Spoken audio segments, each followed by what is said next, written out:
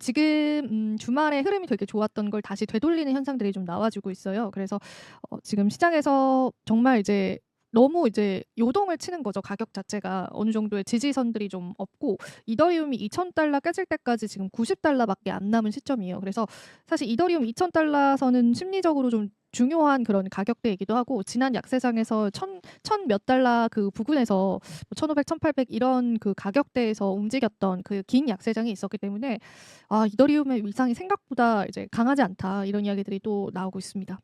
전반적으로 시장은 뭐 좋지 않고요. 많이들 제가 말하지 않아도 그 뉴스로 들어보셨을 것 같아요. 그래서 마켓캡은 10% 가량 축소가 됐고 농산품 관련한 관세 이슈가 또 간밤에 있었어요. 그리고 뭐 관세 리스크 그리고 뭐 종전 불발 이런 이야기들은 워낙 이제 암호화폐 시장 외에도 전반적인 금융 자산에 지금 영향을 주고 있는 시점이다 보니까 좋지 않습니다. 투심이. 그리고 이제 지금 공표 탐욕 지수가 다시 24로 올라왔는데 15까지 좀 떨어져서 극단적인 공포 사태로 이제 오고 있습니다. 그래서 시장이 저도 이제 주말에 반등하는 걸 보고 좋은 소식을 좀 대량으로 가지고 왔다가 이제 지금 또 다시 급격하게 하락을 하면서 저도 이제 뉴스를 전면 수정을 하게 됐어요. 그래서 시장이 참 이제 좋지는 않은 흐름들이 계속 이어져 오고 있다고 보면 될 것 같고요. 그리고 이제 몇 가지만 체크 포인트로 가져가 보자면 이제 수입 농산물에 대한 높은 관세 부과를 예고한 트럼프 대통령의 멘트에 이제 암호화폐 시장이 다시금 하락했습니다. 그래서 관세 부과 4월 2일부터 적용이 된다라고 했고요. 그리고 이제 한 암호화폐 분석가인 콜드 실러 같은 경우에는 암호화폐 시장의 급등이 트럼프 대통령의 멘트로 인한 감정적인 급등이다.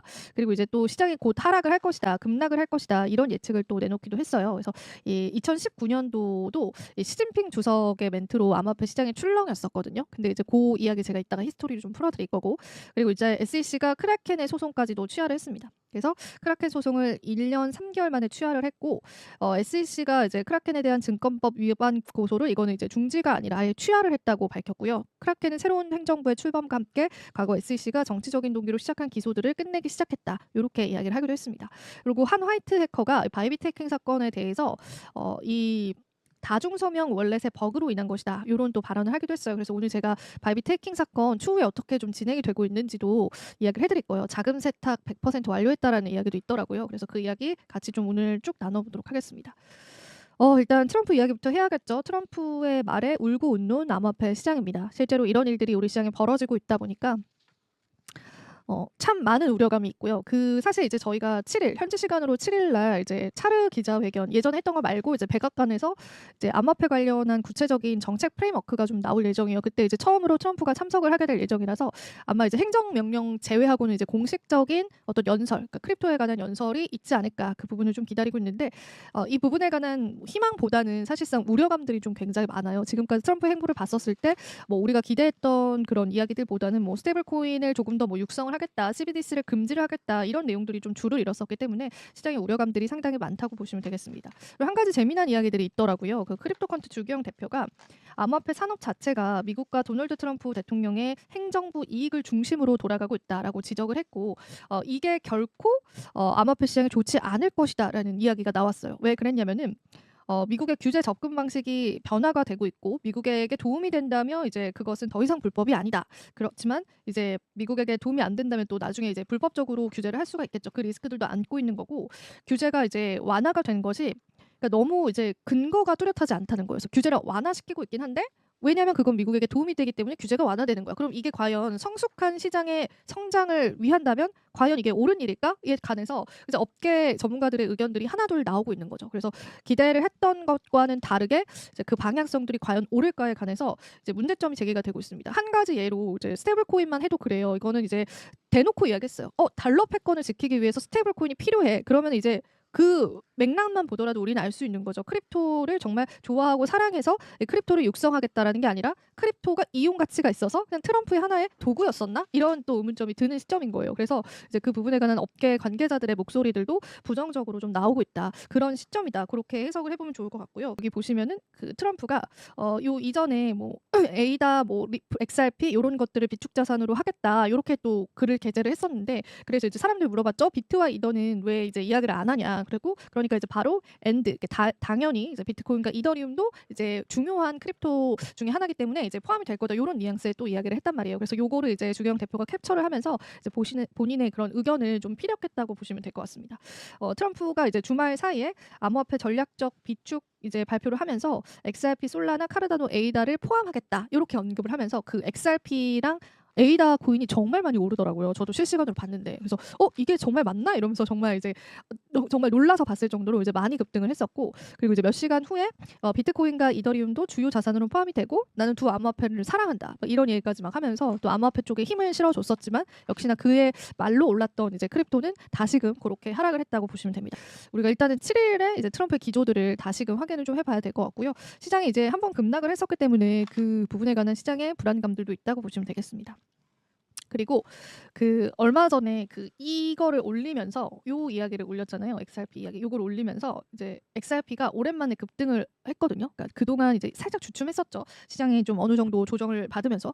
근데 이제 그때 이제 트럼프 랠리로 인한 버블을 활용해서 대규모의 XRP를 매도했다고 합니다. 이제 고래들이 떠난 거예요. 이제 지금 탈출을 했다고 표현을 하는 게 좀 더 맞을 것 같습니다. 그래서 이제 다수의 온체인 분석 데이터를 지목을 해서 XRP 고래들의 대규모 매도세를 지적을 했고요. XRP는 3일 최대 약 34%의 상승률을 기록을 했고, 그리고 이제 XRP 같은 경우에는 이제 고래들이 상승장을 통해서 전례 없는 방식으로 시장에 내놓고 있다고 밝혔습니다. 이게 우리가 이제 암호화폐는 지갑 추적을 할 수 있잖아요. 그래서 일정 물량 이상을 가진 고래들이 오히려 요때 상승했을 때를 탈출의 기회로 잡고 이제 XRP를 급격하게 매도하는 온체인 지표가 또 확인이 됐다고 합니다. 그래서 이런 부분들을 여러분들이 아셔야 될 것 같아서 그리고 실제로 바이낸스 XRP 보유량이 하루 만에 2억 개가 증가가 됐습니다. 그러니까 거래소에서 보유량이 증가했다라는 것은 매도 의사가 있다라는 거고 그만한 물량이 시장에 물량으로 나왔다라는 거잖아요. 그러면은 이제 수요가 못 받쳐줄 경우에 하락을 가중시킬 수가 있어서 그런 상황들이 실제로 이제 일어났었다. 그렇게 보시면 되겠습니다. 그리고 이거는 이제 제가 앞서서 예고를 해드린 것처럼 북한의 라자로스 그룹이 바이비트의 탈취금 2조 원을 세탁을 완료했다는 소식이 전해졌습니다. 온라인 애널리스트인 엠버시엔이 바이비트 해커는 탈취금 이제 하나 2.04조 원을 모두 세탁한 것으로 나타났습니다. 이들이 자금 세탁을 끝내는 데는 해킹 이후에 총 10일이 걸렸다라고 하고요. 이 기간 동안 이더리움 가격 자체도 변동을 겪었습니다. 23% 하락을 했습니다. 아울러 그는 해커가 자금 세탁에 주로 활용한 탈중앙화 크로스체인 이제 토르체인은 약 50만 달러 규모의 수수료 수익을 얻은 것으로 집계가 됐다고 합니다. 그래서 실제로 자금 세탁을 마쳤다. 이런 이야기가 지금 나왔고요. 바로 뒤에 이제 방금 가져온 속보인데요. 탈취금 중에 14억 달러 중에 77%는 추적이 가능하다. 이런 얘기가 나왔습니다. 지금 바이비트 CEO의 행보가 굉장히 좀 이례적이에요. 이제 발벗고 나서서 이 해킹 문제를 좀 해결하고 해소하려고 하는 모습들을 많이 보여주고 있거든요. 그래서 앞서서 해킹을 통해서 탈취된 자금의 50만 이더인데 이 중에 77%는 추적이 가능한 상태이고 20%는 추적이 불가능하게 되고 3%는 동결됐다고 이야기를 했습니다. 이 10억 달러 상당의 이더리움 탈취 자금 중에 그 일부 자체가 954개 주소를 통해서 비트코인으로 스왑이 됐다고 해요. 그래서 탈중앙화 크로스체인, 토르체인을 통해서 이더리움을 비트코인으로 스왑한 것으로 조사가 됐고요. 그리고 이제 다른 이더는 믹싱 플랫폼을 거쳤기 때문에 지금 추적은 좀 불가능한 상황이고 탈취 자금 중에 8%는 OKX 웹3 플랫폼으로 통해서 유출이 됐고 이 중에 일부는 추적할 수 없는 상황이다라고 합니다. 그리고 11개 기관들이 자금 동결에 도움을 줬고요. 이들에게도 이제 보상금이 지급이 됐다고 하는데 이제 뭐 세탁이 완료가 됐다라는 소식도 있고 탈취금 중에서 추적이 가능한 물량이 있다라고 하는데 이제 중요한 거는 그러면 이제 현금화시키는 그 시점인 것 같아요.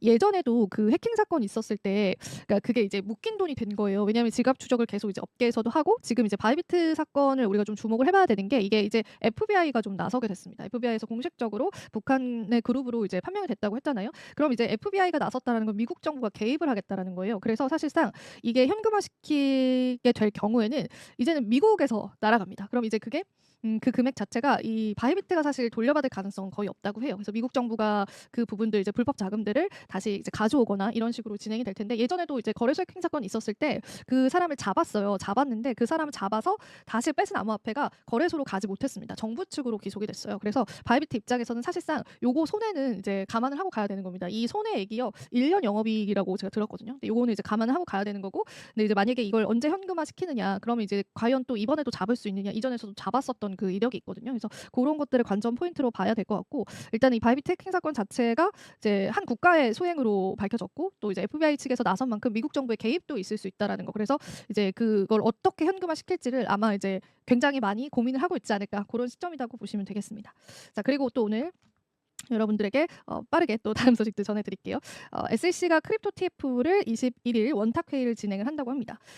SEC 태스크포스 팀 TF팀이 이제 꾸려졌잖아요. 그 TF팀이 이제 첫 원탁 회의를 한다고요. 사실 지금 이제 TF팀 쪽으로 이제 꾸려졌지만 구체적인 그런 가이드라인이 나오지 않아가지고 지금 소송을 좀 중지하고 이런 상황들이 있었잖아요. 근데 지금 이제 회의 주제는 가상자산의 증권성이다. 요 증권성을 여부로 이제 본격적으로 이제 회의를 할 텐데요. 회의 이후에 이제 SEC의 방향성이 좀 나올 거예요. 근데 이제 뭐 아시는 것처럼 친화적으로 나오겠지만 좀 구체적으로 어떻게 나올지 요건 이제 공식 웹사이트에 아예 이제 게재를 했어요. 우리가 회의를 이렇게 하겠다, SEC가 21일 날. 그래서 이번 달은 이제 트럼프 쪽으로의 차르 관련한 공식적인 연설도 있고, 또 SEC 쪽에 관한 이제 원탁 회의도 있고 해가지고 좀 일정을 좀 챙겨봐야 돼요, 크립토 시장에서는. 그래서 그때 맞는 시장 변동성들도 여러분들 살펴보시면 좋겠습니다. 오늘 이제 마지막 소식이 될 텐데요.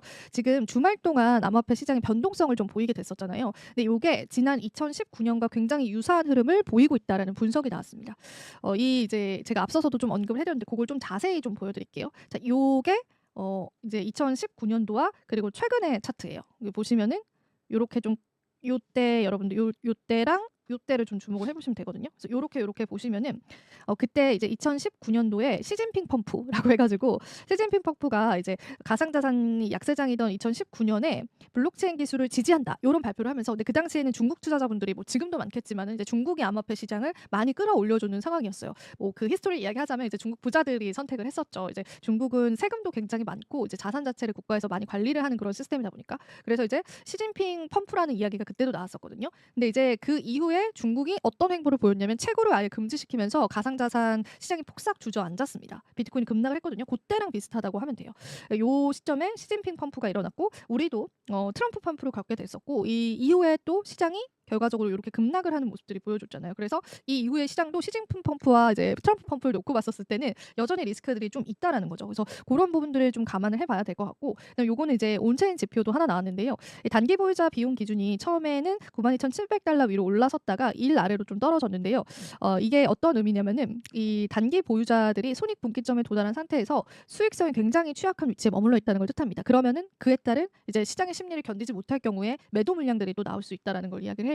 그리고 이제 비트코인의 누적 추세 점수가 58일 연속 0.5 미만을 유지를 하면서 장기간의 순분배의 기초가 되었다라고 이야기를 했습니다. 그래서 이게 온체인 지표상으로 나와 있었는데, 이제 단기 보유자들 입장에서는 이제 시장에서 이제 축적이 아니라 매도의 의사를 좀 보여주고 있기 때문에 아마 지금 많이 이제 단기 보유자들은 쇼크를 아마 겪고 있는 상황일 거예요. 그래서 요 지지 라인들을 좀 잘 지켜주느냐, 그런 것들로 여러분들 관전 포인트를 좀 가져가 보시면 좋을 것 같습니다. 시장에 굉장히 많은 또 뉴스가 있었어서 좀 정신없이 전해드린 것 같은데요. 지금까지의 뉴스도 이제 시장의 반응도가 굉장히 높지만 앞으로 나올 뉴스들도 시장의 반응도가 굉장히 높을 거예요. 그래서 그 부분을 최대한 빠르게 여러분들에게 전달해드리면서 분석 도와드리도록 하겠습니다.